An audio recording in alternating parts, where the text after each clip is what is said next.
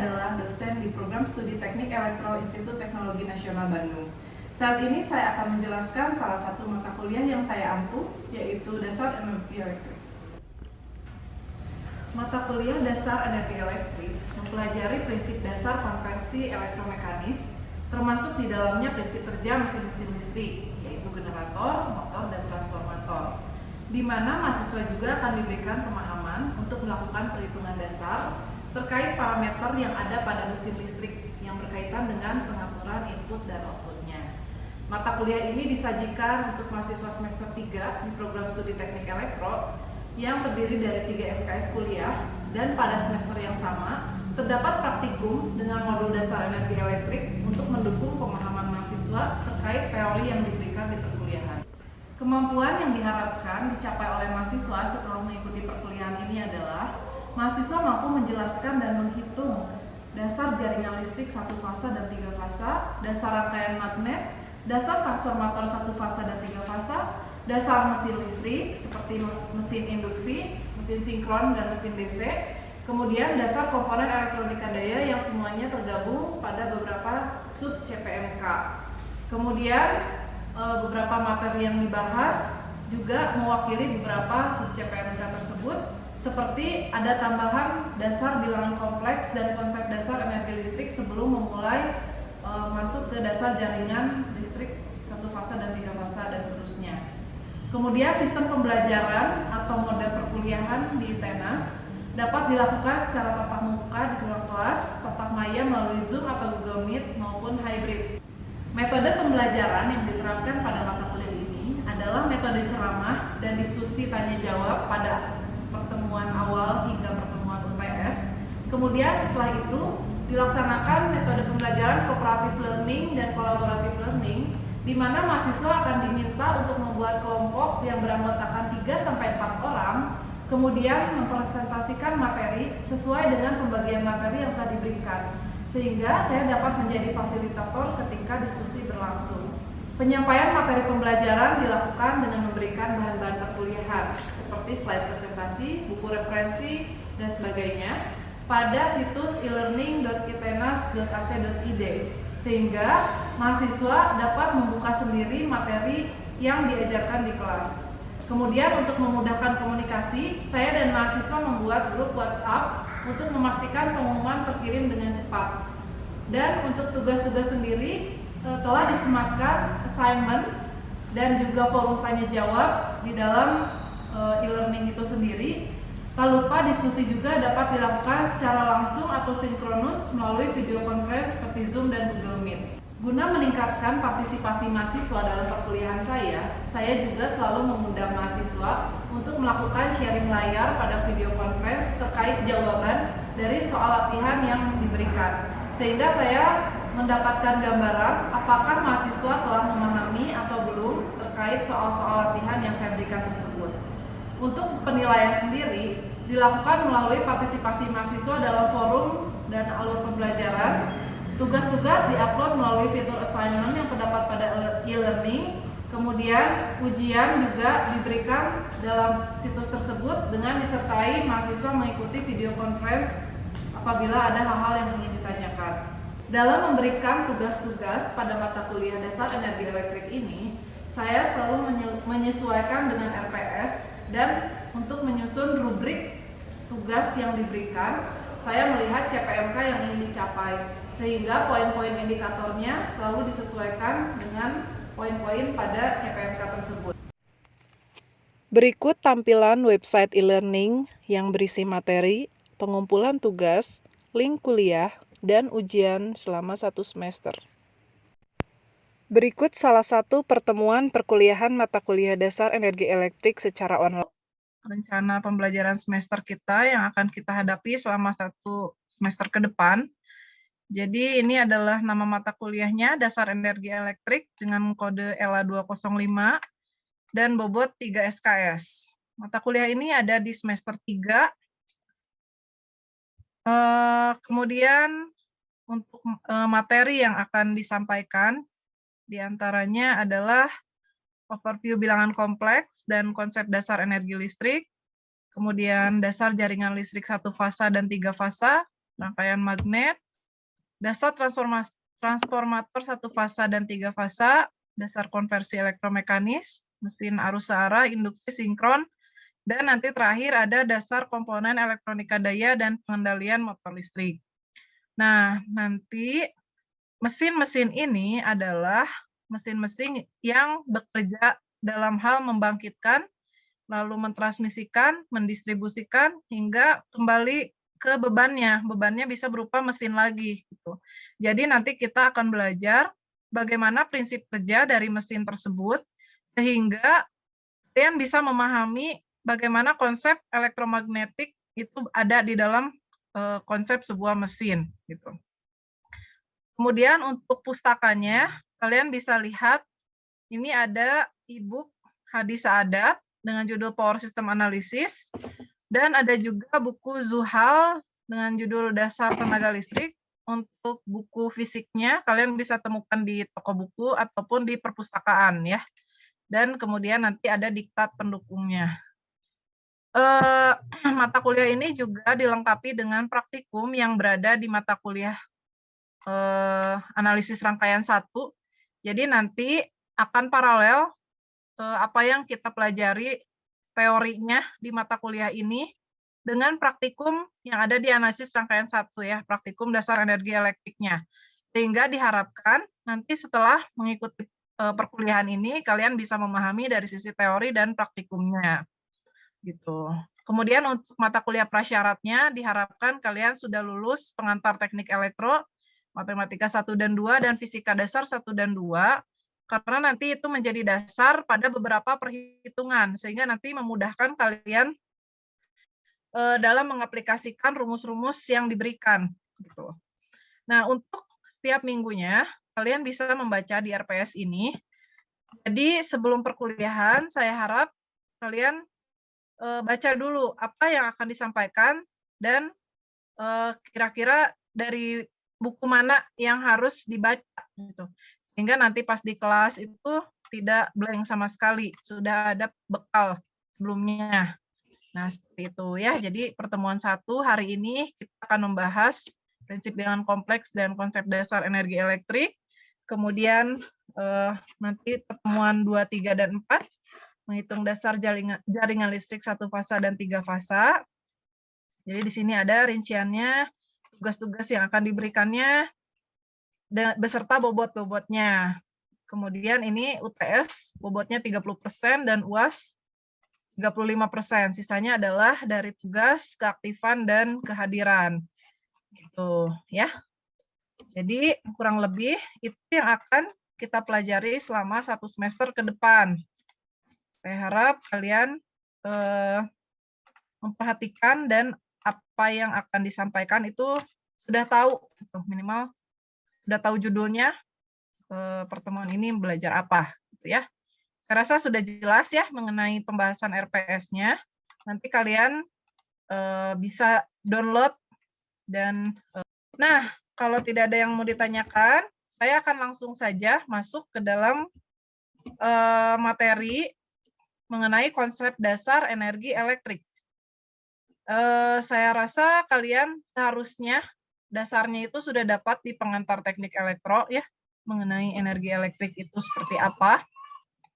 Nah, saya akan mulai dari kelebihan energi listrik. Jadi kenapa sih energi listrik itu menjadi primadona dalam harus ditransformasikan, harus dibangkitkan, karena dia itu paling mudah untuk disalurkan, bandingkan dengan energi lain seperti energi panas. Cara menyalurkannya kan harus melalui benda yang konduktif dan sebagainya. Kemudian yang kedua, mudah diubah ke dalam bentuk energi lain. Jadi apapun energi yang kita butuhkan, asal kita punya listrik, itu gampang ya. Nah, ini hal yang ingin saya sampaikan, bagaimana listrik bisa sampai ke rumah kita. Nah, saya mau tanya dulu nih, sebelumnya apakah ada yang tahu berapa sajakah rating pembangkitan, kemudian rating tegangan penyaluran di transmisi, rating penyaluran ke distribusi sampai ke rumah kita? Nah, sebelumnya saya mau tanya dulu, ada yang tahu berapa rating-rating tegangannya? Dari mana, Bu?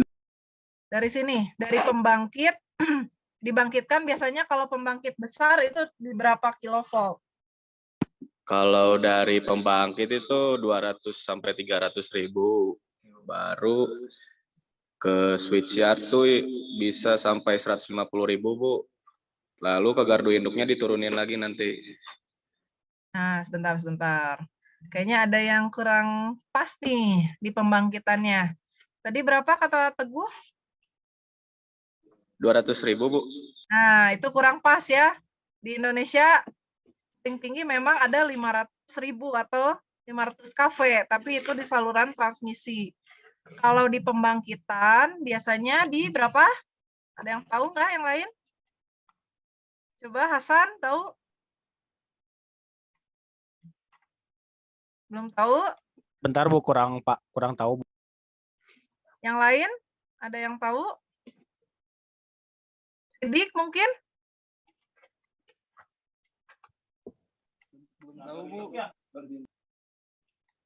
Ya, jadi biasanya kalau pembangkit-pembangkit besar itu seperti PLTA, PLTU, dan sebagainya, dia membangkitkan dari 12 sampai 20 kilovolt.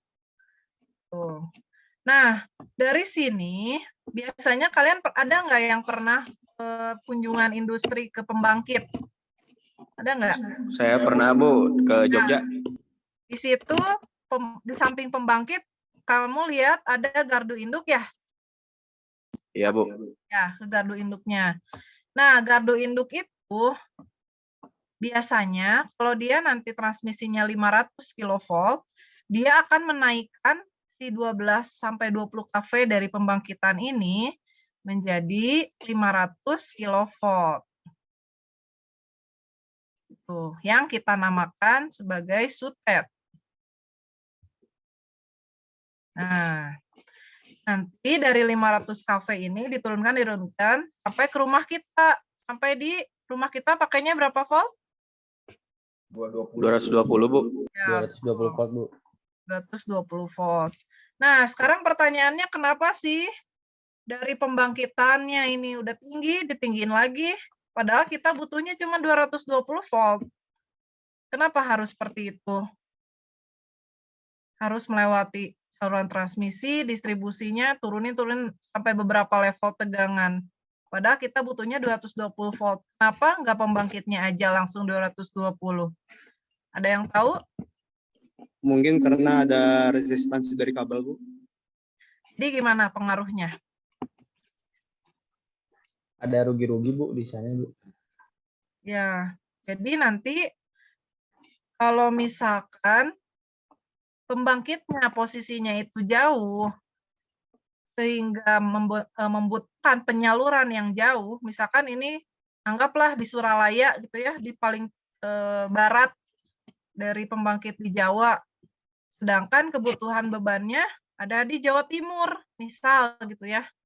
Nah, dari perjalanan itu, dengan panjangnya kawat yang terbentang, otomatis akan ada rugi-rugi P sama dengan I kuadrat R. Nah, si R ini yang menyebabkan P rugi-ruginya makin besar. Oleh karena itu, karena kita tahu rumus daya itu adalah V dikali I, dengan meningkatkan tegangannya dengan P yang sama, otomatis nanti I-nya mengecil. Kalau I-nya mengecil, berarti nanti P rugi-ruginya juga mengecil. Nah, jadi tujuannya seperti itu. Sehingga apabila transmisi ini melewati jarak yang sangat jauh, pasti dia akan pembangkitnya ke sutet dulu. Baru nanti diturunkan setelah melewati saluran transmisi, kemudian melalui gardu induk diturunkan menjadi 150 kV. Dan dari sini juga kemungkinan akan ada misalkan pabrik atau hotel besar atau industri yang lain yang mengambil langsung dari 150 kV. Kemudian nanti diturunkan lagi ke gardu menjadi 20 kV. Di sini juga biasanya ada yang mengambil beban 20 kV, kemudian nanti dimasukkan sini ke trafo yang biasanya ya, atau ke rumah gardu distribusi. Tuh, itu biasanya nanti masuk ke 380 volt. Ya, nanti setelah itu baru ke trafo-trafo tiang. Ini nanti menyalurkannya di 220 volt. Nah, jadi seperti itu ceritanya. Bagaimana listrik itu dibangkitkan hingga bisa kita rasakan sampai ke rumah. Seperti itu. Jadi nanti kalian sebagai orang elektro, kalau ada yang bertanya bagaimana pembangkitan dan overview bilangan kompleks. Nah, ada yang masih ingat nggak bilangan kompleks ini dipelajari di mata kuliah apa sebelumnya? Matematika Matematika dasar. Matematika 1, Bu. Nah, Kelas ada satu, di Bu. matematika 1 ya. Jadi seharusnya kalian sudah ada dasarnya ya. Hari ini saya hanya mereview saja, mereview kembali supaya nanti ketika mengaplikasikan di perhitungan daya maupun nanti di perhitungan mesin-mesin listrik, kalian sudah bisa mengaplikasikan rumusnya. Nah, di sini untuk representasi grafis bilangan kompleks, dia terdiri dari sumbu real, yaitu ada di sumbu X, dan sumbu imajiner adanya di sumbu Y. Apabila kita gambar, A itu bagian realnya akan menjadi penggambaran di sumbu X seperti ini. Dan Y-nya ini seperti ini. Sehingga ketemulah titik dia adalah S, yaitu A plus JB.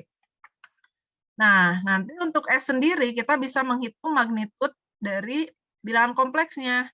Jadi apabila ditarik garis seperti ini, dia menjadi magnitudnya, dan sudut yang terbentuknya itu adalah θ-nya. Nanti kita akan mengaplikasikan bagaimana konversi dari bentuk kartesian ke bentuk pasor dan eksponensial. Nah, apabila kita punya bentuknya itu S sama dengan A plus BB, maka kita nanti akan rubah ya menjadi S sudut θ, seperti ini. Dengan rumus S-nya akar A kuadrat plus B kuadrat, dan θ-nya adalah tangen inverse dari B per A. Seperti itu. Nah, ini contohnya. Misalkan kita punya 3 plus J4. Berarti di sini 3 sumbu X, 4-nya adalah sumbu Y. Kemudian kita mau konversi. Nah, konversinya kayak tadi.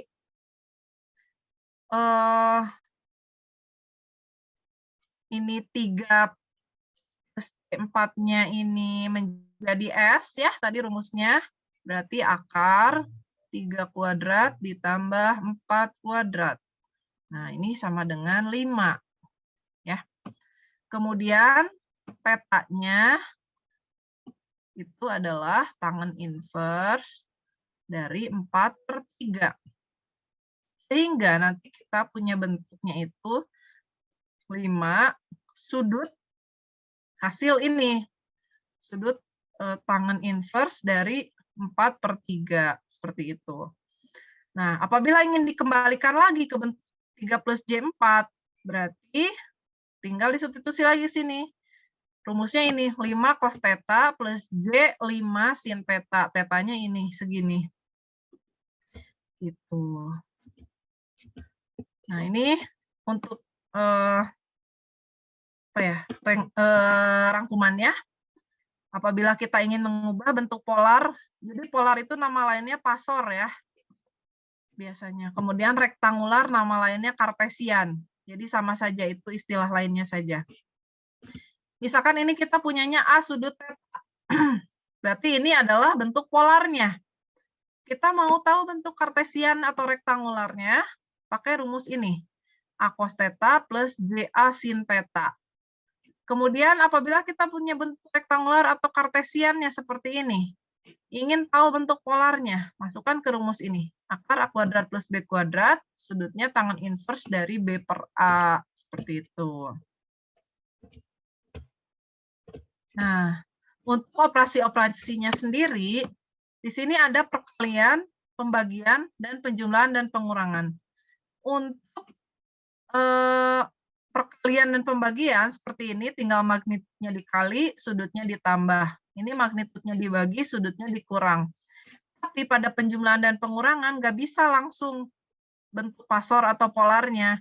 Kita harus mengkonversi dulu ke dalam bentuk kartesian. Jadi ini tuh adalah pengkonversiannya terlebih dahulu, nanti baru bisa dijumlahkan dan dikurangkan gitu. Nah, sedangkan ini bentuk kartesian, dia bisa langsung dijumlahkan dan dikurangkan. Kemudian nanti kalau misalkan dikali dan dibagi, bisa-bisa saja dalam bentuk ini, nanti tinggal kita kalikan dengan seperti ini. Misalkan kita punya bentuk A plus JB, mau dikalikan dalam bentuk kartesian.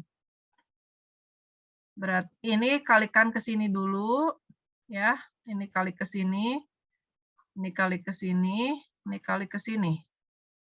Sehingga menghasilkan A kuadrat ditambah A plus ditambah AJB, ditambah AJB lagi, ditambah J kuadrat, D kuadrat, seperti itu. Jadi dalam bentuk kartesian bisa langsung dikali seperti ini, atau diubah dulu ke bentuk polar, baru dikalikannya pakai ini rumusnya.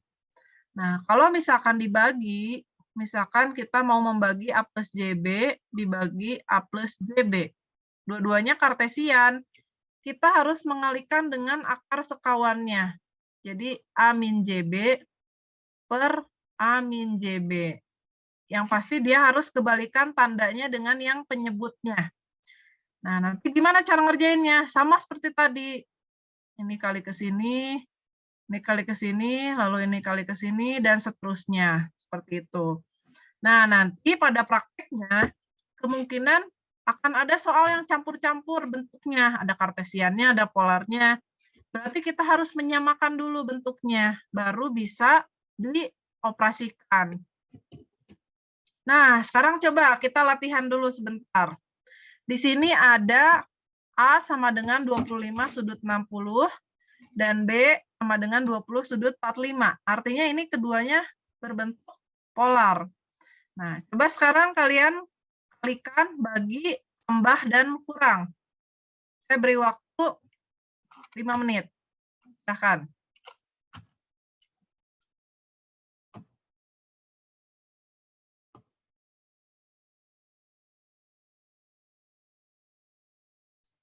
Kalau ada yang bisa, boleh langsung menjawab ya.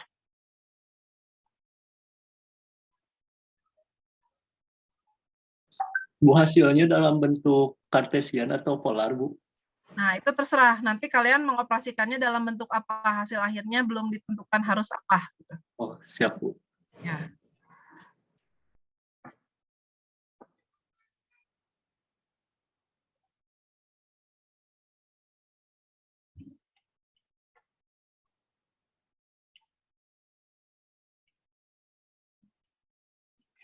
Kalau yang nomor 1 hasilnya yang Satria dalam kartesian, Bu, min 129,41 ditambah 482,96. Nah, itu gimana caranya? Dikali, Bu.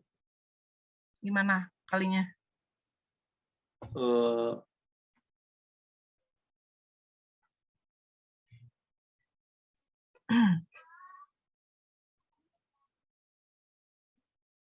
Nah, tadi kan sudah disebutkan ya, kalau misalkan kali dan bagi, itu paling mudahnya pakai polar saja. Jadi nggak usah diubah ke kartesian kalau mau kali dan bagi. Kalau nanti mau plus dan min, itu wajib ke kartesian dulu. Jadi kalau kalian mengerjakan bilangan kompleks, usahakan kalian mempunyai kedua bentuknya. Jadi nanti kalau mau mengoperasikan dalam bentuk apa, kalian udah punya. Tinggal pakai gitu. Nah, berarti kalau A kali B, tinggal langsung aja ya. Gimana tadi? Magnitudenya dikalikan, sudutnya dijumlah. Seperti itu.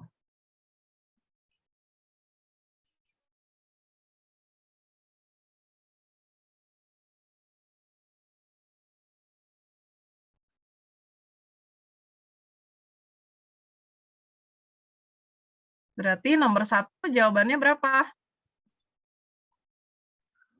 Berarti Kalau dikaliin, Bu. dalam- Ya, 500 sudut 105, Bu. ya, itu untuk jawaban nomor 1. Untuk nomor 2, 1,25 sudut 15. Ya, seperti itu ya mengerjakannya. Nah, untuk nomor 3 dan 4, pasti kalian harus mengkonversi terlebih dahulu. Nah, tadi rumusnya apa? Kalau misalkan kalian kan mau nyari A dan B untuk nanti membentuk A plus JB. Berarti untuk A-nya sama dengan, ini kalau kita namakan sebagai M sudut theta, maka rumusnya adalah di sini M cos theta. Untuk B-nya adalah M sin theta. Nah, jadi nanti kalian tinggal susun ke sini. Kan boleh di share screen jawabannya. Yang A. Soalnya tuh 5 tambah J2 dikali min 1 J4 dikurang 5 sudut 60 derajat. Nah, yang bilangan kartesian ini kita kalikan dulu. Nanti hasilnya itu min 13 tambah J18. Setelah itu yang 5 sudut 60 derajat kita ubah ke kartesian supaya mudah. Nanti yang 5 sudut 60 derajat itu hasilnya 2,5 kurang J 4,33. Nah, nanti dijumlahkan ke min 13 tambah J18 jadinya min 13 tambah J18 kurang 2,5 kurang 7, kurang J 4,33. Nanti hasilnya min 15,5 ditambah J 13,67. Seperti itu, Bu. Ya, oke ya. Jawabannya sesuai dengan kunci jawabannya. Oke, terima kasih, Maulana. Oke, sekarang untuk yang soal B, siapa yang mau share screen? Bu, boleh share screen? Ya, boleh Satria. Siap.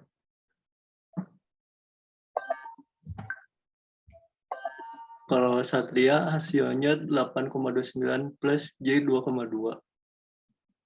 Silakan. Dijelasin Bu caranya? Ya. Kalau Satria pertama yang polarnya itu diubah ke kartesian. Kalau yang 3 sudut 40 hasilnya dapat di kartesiannya 2,3 plus J 1,93.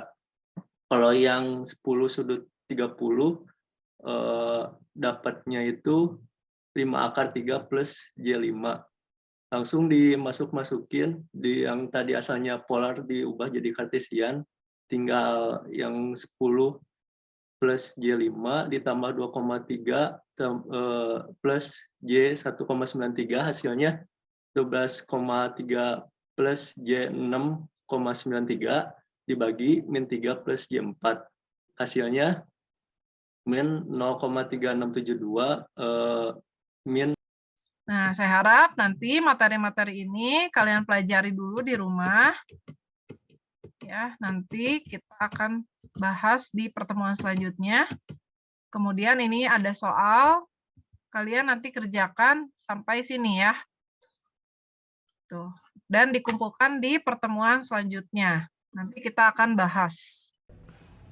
Sekian pemaparan saya mengenai mata kuliah yang saya ampu dasar energi elektrik. Semoga bermanfaat. Wassalamualaikum warahmatullahi wabarakatuh.